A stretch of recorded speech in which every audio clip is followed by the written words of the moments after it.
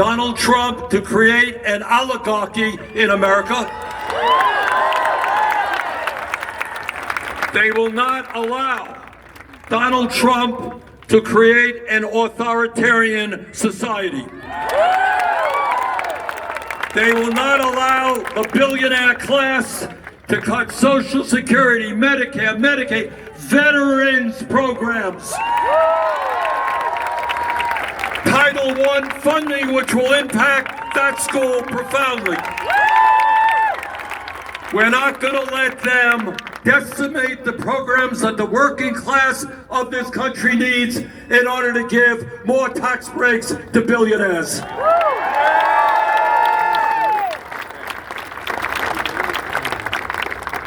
Now, right now in America, you have what we call an oligarchy.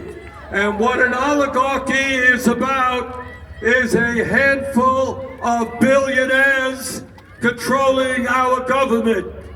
Now, some of you may have seen Donald Trump's inauguration. See it? Well, I had the unfortunate position of being in the front row. Not a good position to be in. And what I saw...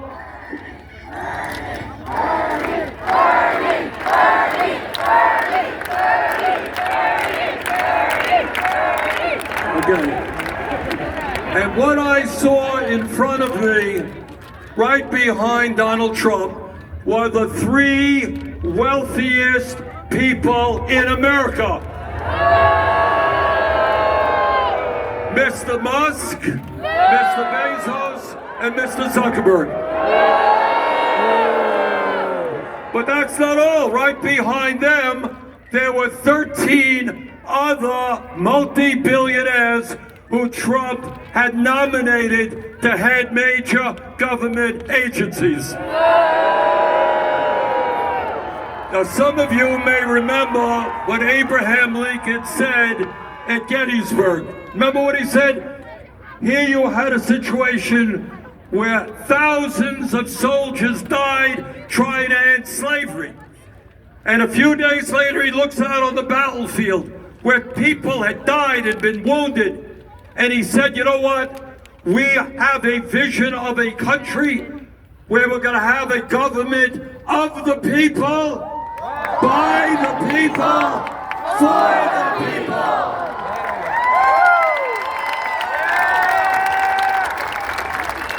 Well, Donald Trump has a different vision. He wants a government of the billionaire class, by the billionaire class, and for the billionaire class.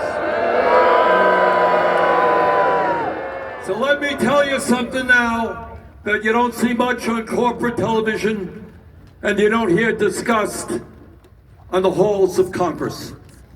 In fact, I'm going to do something very radical. You ready? Yeah. I'm going to tell you the truth. And the truth is that right now in America, the people on top have never, ever, in the history of our country, had it so good. Yes. A huge explosion of billionaires. These guys literally don't know what to do with their money. They buy one mansion, two mansions, not enough, they got 5 mansions. They want to get around, they own their own jet planes, they own their own helicopters, send their kids to the best private schools, the best colleges, go on vacation, they don't go to Motel 6, they own their own islands. And just for kicks, the very rich decide to take a trip to outer space on their own spaceships. Today in America, we got more income and wealth inequality than we've ever had in the history of America. Today you got 3 people on top, Musk, Bezos, Zuckerberg, owning more wealth than the bottom half of America, 170 million Americans. Does that make sense to anybody? No! You got the top 1% owning more wealth than the bottom 90%. While workers are struggling, CEOs now make 300 times more than their average worker. So that is one world, one America. People on top, more money than they could spend in 1,000 lifetimes. But then there's another America, and that's an America that you know. That's the America where in the richest country on earth, 60% of our people are living paycheck to paycheck.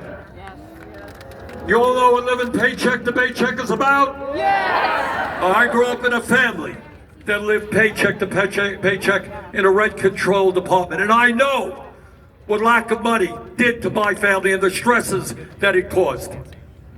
Right now in America, you have hundreds and hundreds of thousands of people working for starvation wages. In America today, if you can believe it, 60,000 people die each year because they don't get to a doctor when they should. So we got massive income and wealth inequality. We have more concentration of ownership in the economy, handful of giant corporations owning sector after sector, 3 Wall Street firms combined being the major stockholders in 95% of American corporations. But meanwhile, we have the highest rate of childhood poverty of almost any major country on earth. Over 20% of our seniors are trying to get by on $15,000 a year or less. We got kids in this school and schools all over America who come to school hungry because their parents can't afford to buy the food they need.